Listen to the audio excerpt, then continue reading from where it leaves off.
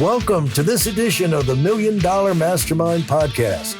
This is where we pick the brains of high achievers from all walks of life and get their hard-earned, real-world insights on winning. I'm your host, Larry Weidel. Now let's just talk about the transition. You go from selling, and it takes forever. You have many stops and starts, and a lot of times it's more nerve-wracking than selling a house, of course. But selling a couple $100,000 house, you can have highs and lows, and the buyers come back in at the last minute with one thing and another. But selling a business, you pull it off. There comes a time you go to the close, you sign. It's done, and there's that last day you go in, and you're not there anymore. You got to be doing something else. How far along were you into starting the GreenPal? Which is, of course, the online marketplace that for lawn care. How far along into that were you?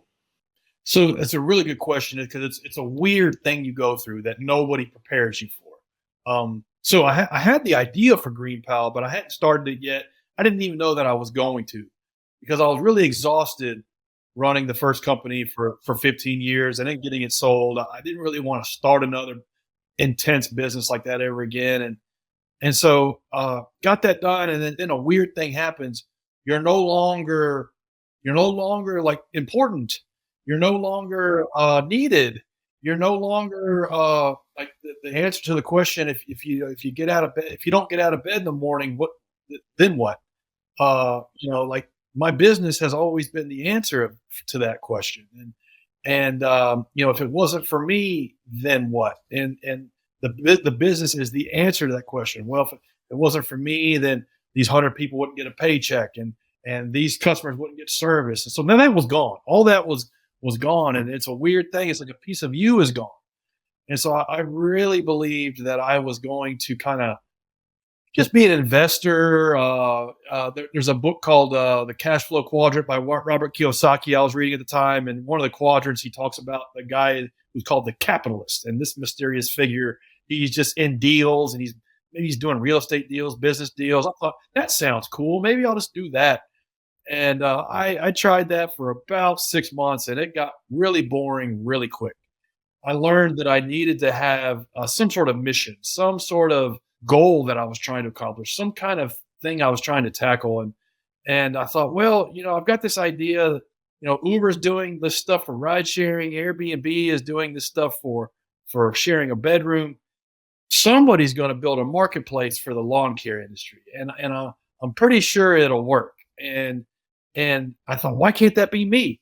And it was very much naivete as an asset. I had no idea how hard it was to pull something like this off. But I just came up with the idea and told 2 friends about it. And they said, you know what, that's a great idea. And we believe in you.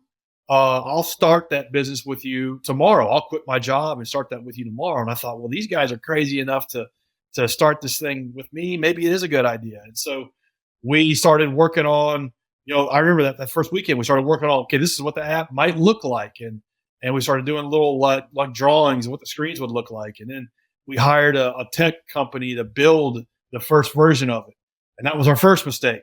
It took 6 months and almost $150,000, but we got a little prototype put out there. Explain why that was a mistake, because that's a mistake a lot of us make. We're going to hire the tech guy who's going to solve all our problems for us. Yeah, we didn't know how to code. We didn't know how to build software. We had never built a website before. We thought, well, we'll just outsource that piece, and we'll do the marketing piece, and we'll be off and going. And so we did that, and we pulled together our money. And I had taken all the proceeds from the sale of the first company and locked all that down, and really illiquid investments, real estate, things like that, because I didn't ever want to go backwards. I didn't want to ever have to pick up a weed eater ever again. So I was like, pour all over again. I didn't have a lot of cash to put in the second business. And so that was a good thing, because I would have wasted it all. But we pulled our money together, and we spent $150,000 paying this development shop to build what we thought the app should be. And it took them like over 6 months, and they gave us the finished product, and we tried to release that into the wild, and it was just dead on arrival. It had a million things wrong about it. Our vision of what it should be missed the mark of what customers wanted. It was buggy. It was hard to use. It wasn't intuitive. Lawn care guys hated it. It just had a million problems. And we started to realize that where do we even start to fix this thing? And if we're going to like change order our way to success, it's going to take 100 years and $100 million at this rate. It'll never happen. And so we realized that it was naive. It was naive for us to think that we were going to be in the technology business and not know how to develop tech. And so looking back, it's as silly as saying, I have an idea for a song. I just need to go find a musician. It's like, that's not the way it works. Or wanting to open a restaurant and you've never cooked anything other than like the microwave. So we had to learn how to code. We had to teach ourselves how to build software. My co-founder went to a software boot camp. It took like 9 months. I watched YouTube University for every day for 6 months, and we learned how to build the whole thing over again, but this time build it in the feedback that customers were telling us. And it goes back to the first business. We were listening to what customers were telling us and baking that into the offering.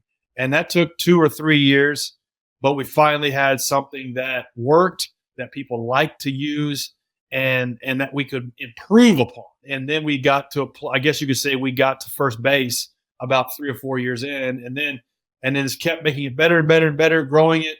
And now to this day, GreenPal is nationwide in the United States, has around 300,000 people using it every week for lawn mowing.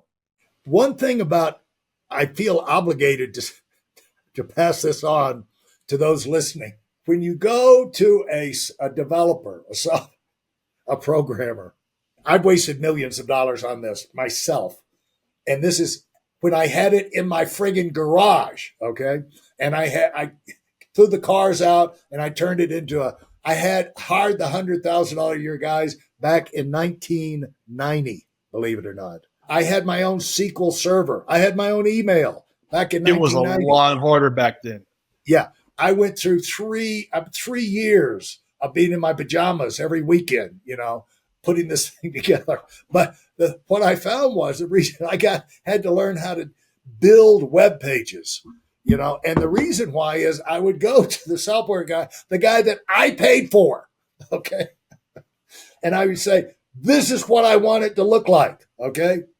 And then it would always come back totally, completely different. Does that sound familiar? This is one of my younger cousins who worked for me, okay? So I said, come in here. You're going to work in my garage. You're right here. You're going to come in here every day, and I'm going to sit down. We're going to do it 1 page at a time, and I'm going to draw on paper what I want it to look like. The first diagram, simple thing, I gave it to him. A few minutes later, he comes back and shows it to me. It's not even close. I said, Edward, see this piece of paper. See what's on that screen. They're not. And he said, they look identical to me. And I thought. Yeah. Over and over and over again. And so you feel like you're going insane. And eventually you wind up with something that works and that people will like to use, but you just don't give up. On the coding, I will tell people the fastest way I've learned how you learn those. I'm no good at going to they got the boot camps and watching on YouTube. My mind would just, I have to have someone sitting beside me. Yeah. And so the way helps. I do things, I hire the expert, come in, sit next to me and say, this is what I want to do. Show me how to do it. And just, no matter how slow you go to learn it the first time, you got it. Yeah. But if you have the expert show you, you don't have to read a book. You don't have to watch it. You have the expert show you exactly what it is you want done without all the other frou-frou, and then step by step. You got to get dangerously good, just enough to know how it works, how it comes together before you can even begin to delegate this stuff. That was a lesson I learned the hard way. What was the first thing that you put on your site? The first workable feature. Can you remember back? The big mistake that most new founders make is they want everything end to end, all the bells and whistles, and then they release it. And I heard a quote somewhere that if you're not embarrassed by your first release, then you waited too long.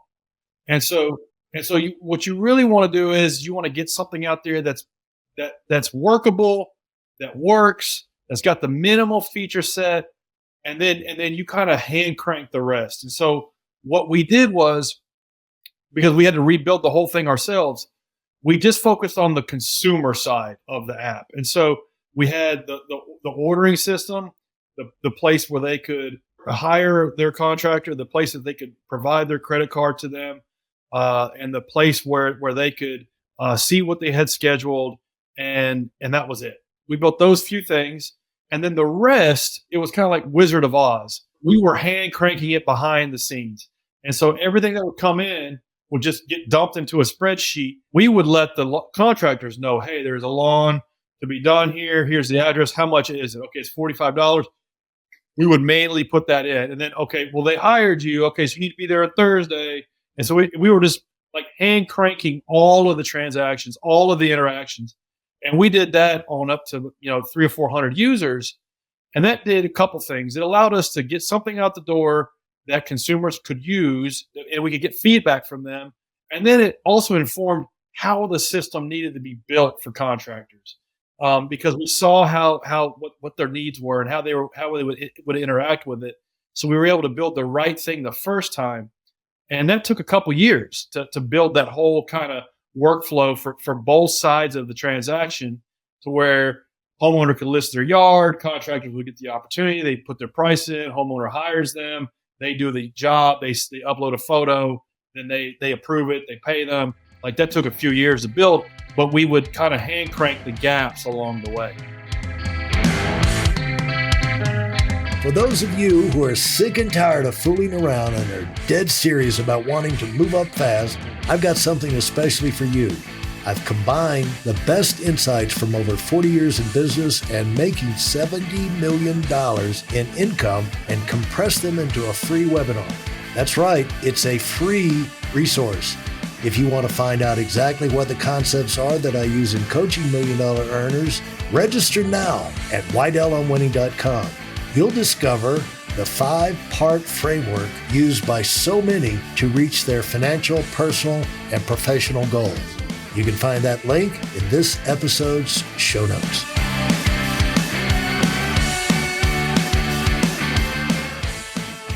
There's something about reading something, but it's just something about writing it down yourself, where it programs in your mind like what to do with it, what it means. And I remember when I started running an office and our numbers started to go, and we put out sales forces in financial services, and we'd have leader sheets, competition scoreboard, leader sheet. And I told everybody, I said, I'm going to hand print these suckers until we go over $100,000 a month, which would put us number one in the company, because I don't want you guys to think we're some kind of big deal operation. And if you have trouble reading my handwriting, let's get big fast so we can have the secretaries type. It forced me to, they like turn in a number and it wouldn't register until I wrote it down. Oh, that guy did that. And then the meaning of that, like he hasn't done that before. We haven't had, and you would probably see, like, we haven't had business come in from that neighborhood. Like this is we just went over 10 yards in that town, which we haven't been in before. And those kind of, step by step can dawn on you, where you really have your hand on the pulse of what's going on. But there's really no shortcut to that, is there? That kind of nail it, then scale it mentality, when you're first trying to figure out how something is going to work and how it's going to come together, if you can hand crank the first 100 or 1,000 transactions, then you kind of know what needs to be built. You also come to discover what your value proposition is, because when we first started the company, I was starting the company from a contractor's perspective. And as a contractor, you always think that consumers only care about the cheapest price, and you kind of get jaded. And so we had oriented the offering of what GreenPal is to be the cheapest way you can get your lawn mowed, because it's competitive bids and And it was our hope to drive down the price. Well, as we were hand cranking this experience, we kept running into the same problem over and over again. Contractor said he'd be there Thursday. He wasn't there Thursday. He wasn't even there Friday. He was there on Monday. So it was like, and it was just over and over and over and over again. I want somebody to come out for $5 cheaper. The value was, I just want the guy to show up and do the job when he's supposed to. So it was through that discovery of, we got a party on Saturday and I want the yard cut. Please, for the love of God. I mean, I can't tell you like how many times we beat our heads against the wall in those early days trying to figure out, okay, it's actually not price. These folks will pay a normal price. They want reliability. And so that early discovery may have saved us tanking the business, because if we had just tried to automate it all from day one and release one system that was completely done and fully baked around this value proposition of price, we would have never discovered that reliability was the real value. I was building this information system for my financial services organization, and I was about 10% of the whole big monolith, and I couldn't get them to do it, so I would do it for myself. I harassed them so much, they got to where they said, okay, we'll give you a direct download off the mainframe every day. That's why I had in my garage, and they said, we'll give you 24,000, information on 24,000 agents, 165 fields every day. And then you can run your own reports, leave us alone, rerun your own reports. Well, I did all that and spent all the money, set it up. And then we have a new CEO. He says, that's such a great idea. Why don't we do it for the whole company? He put my butt out of business, but it was great. I didn't have to do it anymore. And so, they had me go down to Atlanta and, walk them through the whole process and everything. So I get back home and they're trying to put it together. And this is like where I ask you, what's the most important feature? The most important feature has got to be for the most important people you have, which is your customers, So they did call me. And Rick Kercheval, I'll never forget, I get a call and he said, got one question. He said, what's the most important thing that we should have on this? This is a data system for the company.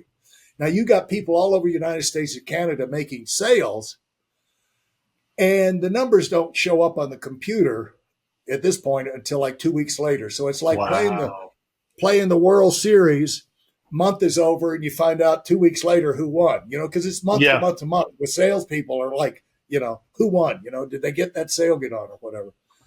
And I knew it needed to be boom, boom, boom. So they called me and said, what's the most important feature we should have on this? I said, is this candid camera? You call it, is there a camera somewhere in my house? This is a joke, right? And I said, the numbers, Rick. Yeah. People want to know. If you play the NBA, you're LeBron, you want to know what the other guy, Stephen Curry scored last night, what I'm saying, or Kevin Durant, you want to know who won, what your competition's doing. And I said, the most important thing is the competition scoreboard. And here's what he said to me. Really? It's that important? I'm living it. I'm breathing it. I'm cranking it. I know. So the thing is that, it's important that you find, you take care of your most important element in there. And this is the customer, and that's where, you had your offer, and then you came in with, to how they could sign up. And then it's probably the offer, the sign up, and then the follow-up is probably what took a while to develop.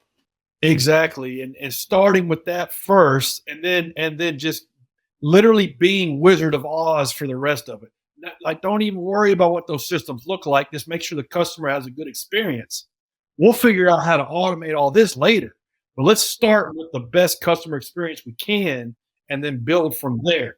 Because otherwise they're not coming back. But if you get one customer and they're happy, now you got a customer for the next, X number of years until they sell the house or something, Yeah, in those early days, it was twofold. One, we needed the customer because we needed revenue. But two, we needed the customer for the R&D. We needed to know what were the features they wanted to see. What were they confused by? What do they wish it would do better? Making it really frictionless for them to talk to us was key to us getting through those first few years, building something that people wanted. So how fast are things growing now, Bryan? We're still growing about 30% a year, even on big numbers. And so that's amazingly impressive, isn't it? Yeah. And one thing is we haven't raised any outside capital. So all of the business has been fueled by its own revenue, which is nice because now we're still in control of it, where, it's just on our cap table was 3 names, which is nice. There was a lot of Uber for X ideas that kind of came and went over the last 10 years. And a lot of them raised a bunch of money.